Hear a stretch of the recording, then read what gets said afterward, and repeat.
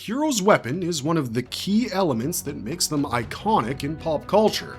For example, Link's got his Master Sword, King Arthur has Excalibur, and Thor has Mjolnir, to name a few of the more popular examples. Once the design for these weapons gets locked in, it's rare that they go through many drastic changes over time, but there is one superhero who never got that memo. Of course, we're talking about none other than He-Man, who wields his legendary power sword. From its very first appearance in a 1982 mini-comic packed inside a toy box, it's gone through all sorts of revamps and reforges, from being split in half to being taken into space and even getting dragged through 2 different realms of the underworld. The power sword has faced a redesign in almost every decade, and each version of the sword tells you exactly what the people making He-Man at that moment thought the character needed to be. And this piece of history for the He-Man franchise, being told through one single weapon, is what we're going to focus today's video on. So, without any further ado, let's go through every single variant of the power sword in He-Man history. Let's get into it. Let's go back to 1982, where our story begins, with the original split sword from the mini-comic titled He-Man and the Power Sword.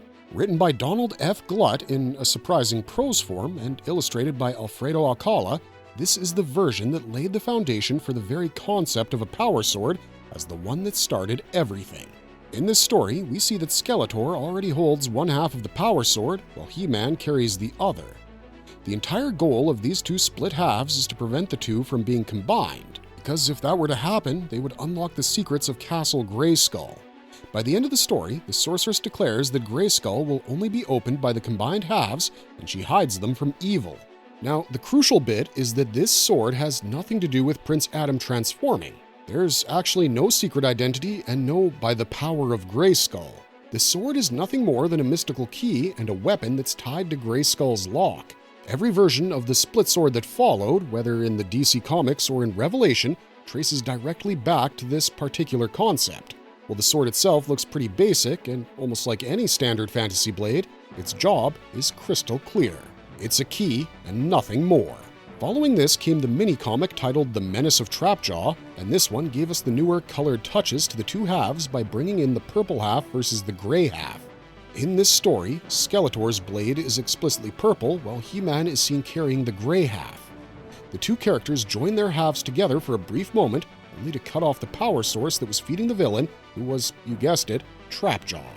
After achieving that goal, the sword immediately splits again, but this was one such moment that locked in the visual elements of the 2 swords, purple for Skeletor, gray for He-Man. This helped in color-coding the 2 major opposing forces that the franchise would revolve its stories around for decades to come. The usage of the sword is beautiful, yet strange in this story, because nobody would have thought that He-Man and Skeletor would join forces for the greater good by combining their halves of the sword. Now, onto the version that most people think of when we talk about the power sword. Of course, this is the Filmation transformation sword from the 1983 cartoon titled He-Man and the Masters of the Universe. Here, the split halves concept is dropped entirely. Instead, we get a long silver clean-cut blade that Prince Adam raises and says by the power of Grayskull, which helps him transform into He-Man. Keep in mind that it also transforms Cringer into Battlecat. Now, the sword is described as basically indestructible. It can deflect magic blasts and open the jawbridge of Grayskull by direct command. The sword is capable of cutting almost anything. However, there is an exception, a material called Eternium. Many fans saw this as abandoning the complex lore of the sword, as seen in the mini-comics, and instead just using it for one straightforward function. And honestly, that was enough to make it iconic. Simple yet effective. The first transformation happens in Season 1, Episode 1, called The Cosmic Comet, and that image of Adam holding the sword above his head is now permanently framed into pop culture. All of these factors resulted in making this version of the sword arguably the most beloved of them all. But even within the Filmation series, many casual fans seem to forget that there's a deep cut too. In the episode Masks of Power, the Sword of Power merges with something called the Sword of the Ancients. While the sword's appearance doesn't change at all, if you consider the importance of the merged sword in this universe itself, it's said to be a distinct state of the weapon that carries the power of 2 blades in one body. This is key to note because it's the first time the franchise has acknowledged the power sword has a layered and even combinable history. The fact that it happens and looks very much identical is almost entirely the point, simply implying that the sword's deeper nature is not really visible on the surface. This specific idea involving the sword absorbing other powers goes on to become central to the Revelation reboot decades later in the franchise. Next, we have to talk about the Sword of Protection from the 1985 animated series She-Ra, Princess of Power. Speaking frankly, while this isn't Adam's power sword, it's surely considered the first major branch in the franchise's weapon family tree. This one looks very different to the original power sword, as Adora's sword seems to be slimmer, is set with a jewel, and is also more versatile in nature and with its usage. Unlike Adam's sword, this sword can literally shapeshift into other weapons and tools, like a shield, a lasso, a helmet, and even a flaming blade. Adora even transforms with a different saying, "For the honor of Grayskull." This was also a phase when the franchise, for the first time, decided to explore the idea that the power sword concept could be forked into different designs for different heroes. Adora's sword does everything Adam's does and only adds more features to it, and this gives it a kind of flexibility that the original never had. The pilot TV film, The Secret of the Sword from 1985, shows her first transformation, and we consider it essential viewing for anyone who wants to understand how the power sword family grew in the first place. Let's move on to 1987, when the live-action film Masters of the Universe, starring Dolph Lundgren, was released commercially, giving us a rather different take. This movie gives us a heavier sword that looks more realistic, as well as something that came straight out of a medieval armory. Prince Adam is barely seen in this film, and the sword's transformation function is de-emphasized for most of the story. Then, Skeletor takes possession of it and places it into a special slot before the Great Eye, suggesting it works as a ritual component to access Grayskull's power. But when He-Man reclaims it, he raises it and shouts, "I have the power!" And as a result, the blade glows with blue electricity. Skeletor is also given a distinct black sword for the final duel, which is a clear reference to the half-sword dynamic seen in the mini-comics. Simply put, this version is the most ambiguous. Its exact function has never been fully explained, even after all these years, which we assume is either a creative choice or a production limitation, but it depends on how you look at it. However, the black sword for Skeletor is definitely the most interesting addition because it brings back the two-sword opposition to live action, despite staying away from explicitly providing the exposition on the whole split-halves mythology. Now, the franchise took a hard left turn in 1990 with the release of The New Adventures of He-Man. This series was really key to He-Man's character arc, which brought him to the planet Primus for science fiction adventures. The sword got a completely new redesign as they made it look more technological instead of the magical relic that it used to be, along with giving it a more weapon-like feel. Along with that, the sword can now discharge beams of energy. We think this new addition was a fascinating one since it's something that the series repeatedly referred to as the power of the good and the way of the magic. Not just that, but also the phrase chanted for transformation is changed to, "By the power of Eternia, I have the power." Now, all of these were a bit too many changes for us the first time around, we have to admit, so when we dug deeper into learning why this was done, we found out that the New Adventures intended to reposition He-Man altogether, and that too for a soap opera audience. How wild is that? The sword still transforms Adam, but again, it also fires lasers, which happens to be a pretty big departure from the purely defensive Filmation blade. With the turn of the century, we got the 2002 series He-Man and the Masters of the Universe, and this one gave us one of the richest and most interesting renditions ever. So, this sword originally belonged to King Grayskull, who fought both the Horde and the Snake Men. At the moment of his death, portrayed in the 35th episode of the series, King Grayskull infuses his own spirit into the blade. Now, when Adam holds it, the sword shrinks and it retracts into a smaller, more dormant mode sized for a prince. However, when he becomes He-Man, it grows and changes its shape again. And in the Season 2 finale, which is also the final episode of the whole series, against the snake god Serpos, the blade splits open to reveal a green crystal core, which happens to be an emerald inner blade used as a last resort. If you keep count, you'll find that the 2002 version of the sword has 3 distinct forms, from being the small atom-sized dormant mode to the full-fledged battle mode for He-Man, and eventually to its final form as the crystal core Serpos mode, where the blade splits open. All in all, the 2002 series gave the sword a whole mythological history behind it that previous versions seemingly lacked. This sword means so much to Prince Adam because it's King Grayskull's legacy, and he's carrying his spirit through the sword. This particular idea turns out to be revisited, since it's also the foundation for everything that's further worked upon by the Revelation series, which we'll soon get to. Following this came the much-anticipated Masters of the Universe Revelation in 2021 from Kevin Smith, which we've mentioned multiple times already.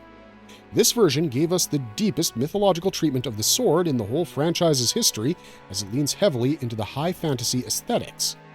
The sword looks ancient and regal, with gold accents and glowing runes, but the lore here is what matters and takes the cake. So here goes. King Grayskull forges the Sword of Power by merging his Preternian weapon with a second blade, which was made from dark ore obtained from Scareglow in the realm of Subternia. The sword is quite literally born from a fusion of opposing realms, light and dark, above and below. And when He-Man absorbs the Orb of Power's energy, the sword splits into two halves that return to their realms of origin, Preternia and Subternia. This makes the Revelation split into a cosmological event, and here comes the biggest twist. Revelation retcons the sword's entire function. You heard that right. It's revealed that the sword was never actually the source of He-Man's power, and in fact, it was more of a regulator of it, which controlled how much power Adam could safely absorb. So basically, He-Man could literally transform without it. Looking back, we think it's safe to say that this is the most radical rendition of what the sword, on a fundamental level, is. The episodes, The Forge at the Forest of Forever, and the King Grayskull origin flashback seen in Part 2 can be considered essential for understanding this new mythology.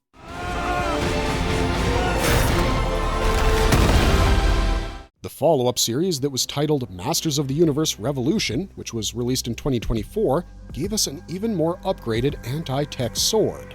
After altering the sword in Revelation, it gets a further upgrade that's more specific to the Revolution's arc and the threat on display there. He-Man sends the sword to Gwildor, who augments it with technology so it can purge Motherboard's techno-virus from infected victims and even absorb Havoc magic, which will later be useful to power He-Man with upgraded armor as well as abilities. But the upgrade is performed under combat conditions, with Orko literally defending Gwildor as he works. And in the finale, we see that the upgraded sword transforms a Skeletor-possessed King Keldor back into himself. Now, there are two states worth separating here: the reforged Revelation Sword of Power entering Revolution, and then the Gwildor-augmented anti-tech sword, which was activated mid-series. The sword absorbing and purging Motherboard's virus is the most mechanically specific use of the weapon's power in the entire franchise run. The climactic episode is most definitely the 5th episode of Season 1, titled The Scepter and the Sword, from January 2024, and we'd also recommend checking out the lead-up to it. And before we forget, there was also a CGI Netflix series from 2021 which also happened to be called He-Man and the Masters of the Universe. This storyline actually took a completely different approach in its own way, because in this continuity, the Sword of Power is seen as the totem of Grayskull's champion. Soon enough, we find Adam, who proves himself worthy of it, and, as a result, transforms through it. But it's not long before he discovers he can also share the power of Grayskull with his friends through their own weapons. So, on one occasion, when the sword was broken, it collapsed the entire shared power network. Later on, the sword was reforged with a material called carbonite, so much so that the sword and the Master's weapons are all collectively upgraded, which allows for combined attacks. So there are two very different variants of the Power Sword in this series, with the first being the original Champion Sword, and the second being the carbonite reforged Share Power Sword. Many fans consider this to be a collectivist approach in terms of the sword's usage and its history in the franchise. And they're not wrong, because in a way, the power is decentralized from one guy, Prince Adam, and shared among a group. So, where previous versions made Adam the sole conduit for Grayskull's power, this version makes the sword like a network hub, with He-Man as the linchpin through which others seem to access the power. It's an unfamiliar philosophy for the lore, as they could transform what the term heroism meant, especially in the context of He-Man's legacy, because in this version, he's actually enabling the other heroes alongside himself. Now, on to the newest major addition to the Power Sword mythology, which comes from the comic series by Dark Horse titled The Sword of Flaws. Published in September 2025, the series concluded only recently in March 2026. Here, the story takes over the classic give versus take conflict trope as there's a second power sword, and a much more violent one that's unearthed at a location called Heaven Piercer. The villain of this story is Triclops, who explains the core distinction between the two, which goes something like this. On one hand, you've got He-Man's sword that gives power to others, while on the other, this new one goes on to take power from everybody else. This is also why it was easier for it to be considered the anti-power sword, acting as a corrupt mirror of the original. Later in the story, the Sorceress and Orko travel back to Preternia to discover its origins in the series finale. There's a confrontation with a character named Procrustes in issue 3, and the Preternia origin flashback is in issue 4, which was published on March 11th. Recency bias aside, we find this addition to the sword's mythology incredible, as it brings in such a face-value opposition to the weapon itself. It's simple enough to be immediately understood, while also resonant enough to carry a short 4-issue arc. But with that, that's everything that we were able to find in our research regarding He-Man, and more importantly, the lore of his power sword. Now, let's take a quick look what's in store for us in the near future. In this case, the near future is actually June 2026, because that's when we're getting the live-action film simply titled Masters of the Universe. Yup, it's literally around the corner. Based on what we've been able to gather, the power sword in this film is said to act like a relic that mainly triggers destiny, and apparently, it's also separated from a young Adam on Earth, which then leads him back to Eternia, where he takes on the mantle of He-Man. So it's more or less a bridge between Earth and Eternia that activates the central journey of our protagonist's story. This is another interpretation of the sword, as here, we see it being used as a narrative compass instead of a weapon. But that's as much as we know about the role of the power sword until the full film releases, and honestly, we think this is a smart move for a movie that needs to reintroduce He-Man to a new audience, as they've made the sword sort of like a device that calls the hero home. Outro! And that's our video for today. We hope you had as much fun as we did examining the evolution of He-Man's go-to weapon, the power sword. As we explored the different interpretations that writers and creators across comics and TV shows brought in for the sword, we also understood that none of these perspectives ever really contradicted each other. They each tell you what He-Man needed to be in that particular moment. This also shows the kind of respect they had towards the legacy of the characters and this franchise.